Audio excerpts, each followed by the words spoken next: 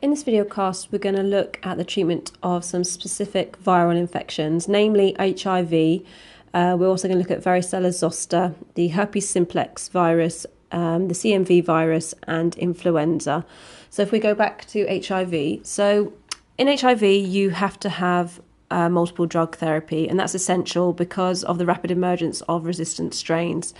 Now, the most frequently used treatment regimes include 2 nucleoside analog reverse transcriptase inhibitors, and we've got some examples just being listed there. They would be combined with either a protease inhibitor, again, here's some examples, or a non-nucleoside reverse transcriptase inhibitor, again, the example there, efavirenz. Now, a low dose of the ritonavir is often added to the protease inhibitor, which is otherwise known as the boosted protease therapy, and this basically prolongs its action and simplifies the dosing regime. Such combinations are referred to as highly active antiretroviral therapy, or the acronym is HART.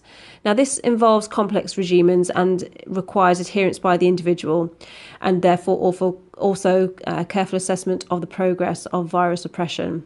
So key principles in the management is that combination drug treatment should be started before substantial immunodeficiency is present, and the goal is really to suppress the virus before resistant mutants emerge or irreversible immune damage occurs. Now, the optimal time to start treatment isn't known, but it should definitely be started when the CD4 plus T lymphocyte count falls below 200 to 10 to the 6 per litre. If this stage is missed, then treatment is given when symptoms arise as a result of the HIV infection. Now, when resistance occurs, modification of drug therapy should involve the addition or change of at least 2 drugs. Resistance of the HIV virus persists indefinitely, and it's irreversible. However, if toxicity limits the tolerability of one drug, a single substitution of a similar drug is a reasonable option. Optimal treatment should reduce the viral load to below detectable limits and should achieve a rise in the CD4 plus lymphocyte count. This may take 6 months of optimal therapy. Now, failure to achieve full suppression of viral load should prompt a change in therapy if adherence is believed to be good. Poor adherence with therapy is likely to encourage the development of drug resistance and therefore treatment failure. So adherence is really key here. And drug therapy is ideally guided by patterns of resistance in the virus.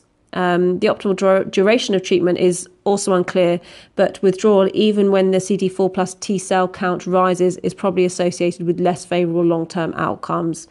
Prophylaxis after accidental exposure to HIV may be required, and the regime really depends on the level of risk. Two drugs are often used for moderate risk exposures, or 3 drugs if the risk is high. Now, the varicella zoster virus is a herpes virus, and it's responsible for both chickenpox and shingles. Now, shingles arises from reactivation of the virus, which lies dormant in the dorsal root ganglion after the primary chickenpox infection. And chickenpox it's generally seen in children, and it's rarely treated with antiviral therapy in the UK, although the use of oral acyclovir reduces lesion formation and results in quicker healing. I think in other places around the world, for example, I think in Europe, children are actually given a vaccination against this virus, and therefore the extent of chickenpox is much lower. Whereas in the UK, generally it's accepted that children will get chickenpox. They will be exposed to it at some point in their childhood, and they will basically get through the condition. Now, herpes zoster is most commonly found in the elderly and in immunosuppressed people. The rash is often preceded by pain for 1 to 4 days. Complications of the infection occur in about 15 to 20% of people who develop this virus, and they include meningoencephalitis, motor nerve paralysis, ocular complications, and even post-herpetic neuralgia.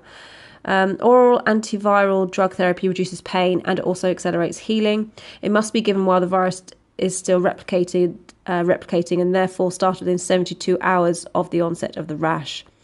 Oral acyclovir or valacyclovir are often used and are particularly indicated for those over 50 or who are at greater risk of complications. Also for those who have ophthalmic infections or in those who are immunosuppressed. Now, the use of acyclovir has little effect on the risk of developing posthepatic neuralgia, but it does reduce the risk of motor nerve damage.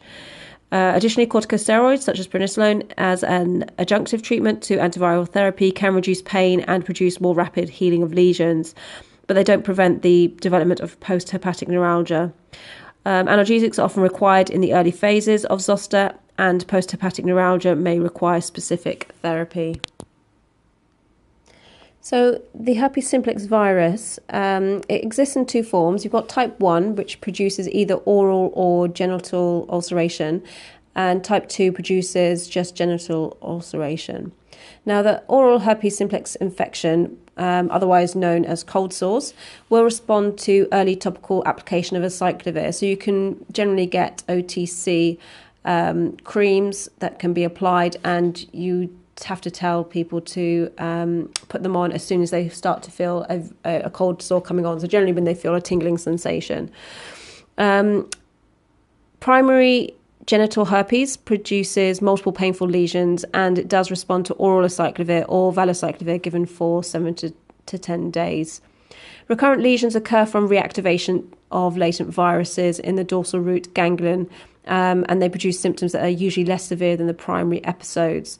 So usually once a person has, for example, a cold sore, then they will have that latent virus within them, and therefore if they become exposed to a trigger, so sometimes it's sunshine, it can be when they're run down, then they're likely to get the lesion to come up again.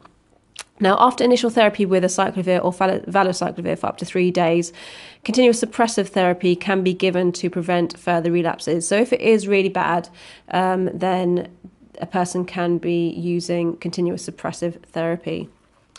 Now, moving on to the cytomegalovirus, the infection is common and it usually produces mild symptoms.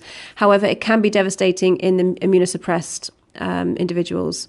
Now, troublesome complications in this group will include retinitis, which can threaten sight. There could be gastrointestinal manifestations, which include esophagitis, gastritis, or colitis. Pneumonia and CNS involvement could also be a complication. Now, intravenous ganciclovir is the treatment of choice for severe manifestations of the CMV infection. Forscanet can be used as an alternative to ganciclovir or cidofovir if both are contraindicated. For CMV retinitis, oral ganciclovir is used both for treatment and to prevent relapse. Oral valganciclovir or valacyclovir are given for the prevention of CMV infection, especially in renal transplant and bone marrow transplant recipients in whom CMV pneumonia is a major potential complication. Combined therapy with ganciclovir and CMV immunoglobulin may be more effective than ganciclovir alone for treatment of pneumonia in this situation. And the last viral infection we're going to look at is influenza. Now, the use of neuraminidase inhibitors such as zanamivir or oseltamivir reduces the duration of uncomplicated influenza by about 1 day. So when we've seen these flu pandemics, generally you see Tamiflu, which is the branded version of oseltamivir, being recommended, and that is to reduce the duration of the flu by about 1 day. Now, treatment must be started within 48 hours of the onset of an influenza-like illness.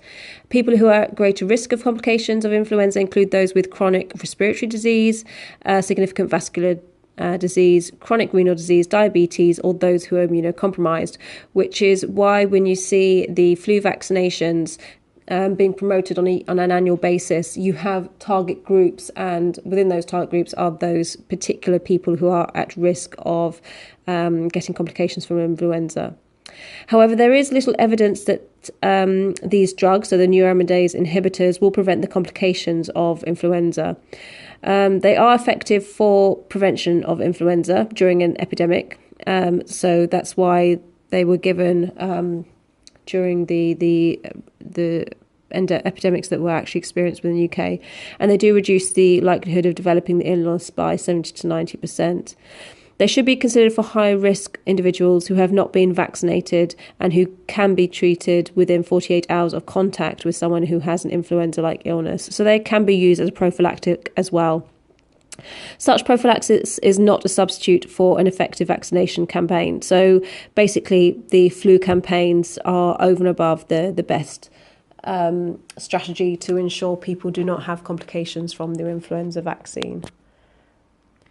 And actually, the last viral infection we're going to look at is the respiratory syncytial virus, otherwise known as the RSV. And it's the most commonly caused it causes the most common respiratory infection in children under 2. It causes something called bronchiolitis and increased airway reactivity with wheezing. Treatment is usually symptomatic, so you would either see a salbutamol inhaler being prescribed to help with shortness of breath, or sometimes patients respond to inhaled corticosteroids. But severe infections can sometimes be treated with a antiviral known as ribavirin. Plavizumab is given to prevent serious lower respiratory tract disease from RSV in children under 2 who are at risk of complications. So those who potentially are immunocompromised or have other respiratory conditions that may increase their risk of getting complications from that virus. The only other major viral infection to consider is viral hepatitis, and you will be covering that in more detail in a PBL session at some point during this semester.